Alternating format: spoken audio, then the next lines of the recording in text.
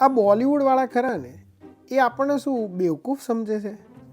મારા હારા પિક્ચરોમાં હીરો 25 જણા જોડે ઝઘડશે, બરાબર છે, અને લોખંડના સળિયાઓ ને ગેસના સિલિન્ડરો લઈને એકબીજાને ઠોકશે, ઢેમ ઢૂમ કરશે.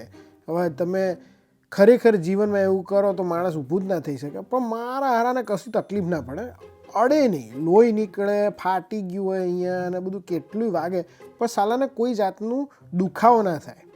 પણ જો એ પતી ગયું, મારામારી પતી ગઈ ને પછી એમની હિરોઈનનો આમ હાથ પકડીને આમ ચાલતા ચાલતા લઈ જાય અને પછી બેસે એટલે પેલી કે હરી હરી આપકો કિતની ચોટ લગી હે, મેં દવાઈ લાતી હું. એટલે દવા લઈ આવે અને બેન આમ રૂમાં ખબર નહીં શું પાણી લગાવે કે ગમે તે લગાવે ને આમ સહેજા મળે ને એટલે પેલા કે હા એટલે આટલું ઠોકાઠોકી કરી, તોડફોડ કર્યું, ભાંગ્યું તોડ્યું, એમાં કોઈ કશું ના કર્યું, પણ પેલીએ ખાલી રૂ લગાડ્યું એમાં તો આહા પાછળ આમ જાણે સાપ ઘૂસી ગયો ને કરીને આમ ઊંચો નીચો થઈ જાય છે.